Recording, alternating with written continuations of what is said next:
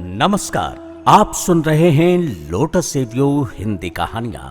कहानी सुनने से पहले हमारे और अपने चैनल को आप जरूर सब्सक्राइब करने के लिए लाल रंग का बटन जरूर दबाइए और लाइक भी कीजिए और शेयर भी कीजिए। दोस्तों, ये कहानी प्रेमचंद की अनमोल कहानियां हैं। तो सुनिए प्रेमचंद की कहानी श्री अखिलेश्वर प्रसाद सिन्हा के गोल्डन वॉइस में।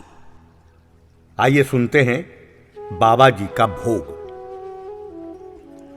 रामधन अहीर के द्वार पर एक साधु आकर बोला, बच्चा तेरा कल्याण हो, कुछ साधु पर श्रद्धा कर। रामधन ने जाकर स्त्री से कहा, साधु द्वार पर आए हैं। उन्हें कुछ बर्तन मांज रही थी और इस घोर चिंता में मगन थी कि आज भोजन क्या बनेगा। घर में अनाज का एक दाना भी न था। चैत का महीना था, किंतु यहां दोपहर ही को अंधकार छा गया था। उपज सारी की सारी खलिहान से उठ गई। आधी महाजन ने ले ली, आधी जमींदार के प्यादों ने वसूल ली।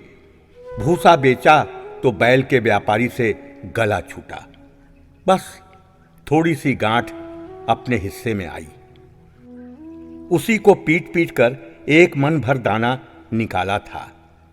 किसी तरह चैत का महीना पार हुआ। अब आगे क्या होगा? क्या बैल खाएंगे, क्या घर के प्राणी खाएंगे, या ईश्वर ही जाने।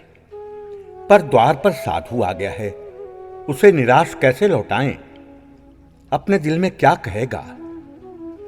स्त्री ने कहा, क्या दे दूं, कुछ तो रहा नहीं। रामधन, जा देख तो मटके में कुछ आटा वाटा मिल जाए तो ले आ। स्त्री ने कहा, मटके झाड़ पोंछ कर तो कल ही चूल्हा जला था, क्या उसमें बरक्कत होगी? रामधन, अरे तो मुझसे तो ये न कहा जाएगा कि बाबा घर में कुछ नहीं है, किसी के घर से मांग ला। स्त्री, जिससे लिया उसे देने की नौबत नहीं आई, अब और किस मुंह से मांगूं? रामधन, देवताओं के लिए कुछ अगौवा निकाला है ना, वही ला दे आऊं। स्त्री, देवताओं की पूजा कहां से होगी?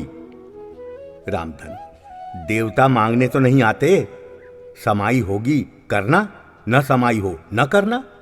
स्त्री, अरे तो कुछ अगौवा भी पसेरी दो पसेरी है, बहुत होगा तो आध सेर। इसके बाद क्या फिर कोई साधु ना आएगा? उसे तो जवाब देना ही पड़ेगा। रामधन, ये बला तो टलेगी, फिर देखी जाएगी। स्त्री झुंझला कर उठी और एक छोटी सी हांडी उठा लाई, जिसमें मुश्किल से आधा सेर आटा था।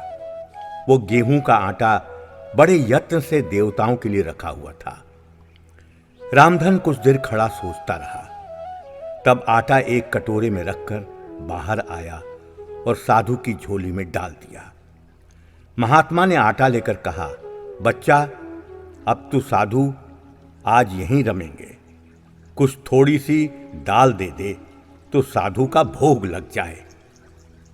रामधन ने फिर आकर स्त्री से कहा, संयोग से दाल घर में थी। रामधन ने दाल, नमक, उपले जुटा दिए, फिर कुएं से पानी खींच लाया।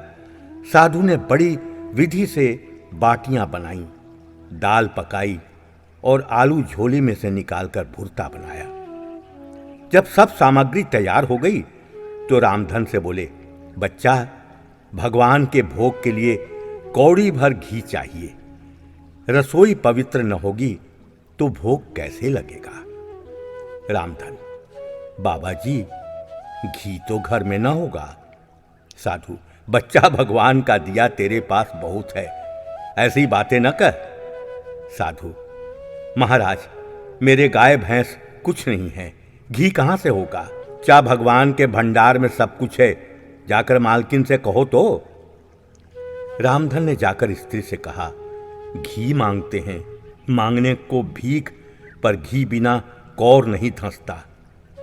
स्त्री, तो इसी दाल में से थोड़ी लेकर बनिए के यहां से ला दो। जब सब किया है तो इतने में उन्हें क्यों नाराज करते हो? घी आ गया।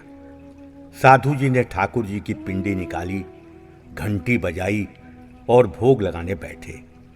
खूब तन कर खाया, फिर पेट पर हाथ फेरते हुए द्वार पर लेट गए।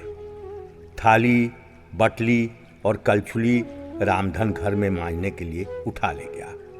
उस रात रामधन के घर चूल्हा नहीं जला, खाली दाल पकाकर ही पी ली। रामधन लेटा तो सोच रहा था, मुझसे तो यही अच्छे हैं। कहानी आपको कैसी लगी कमेंट्स के माध्यम से जरूर बताइए।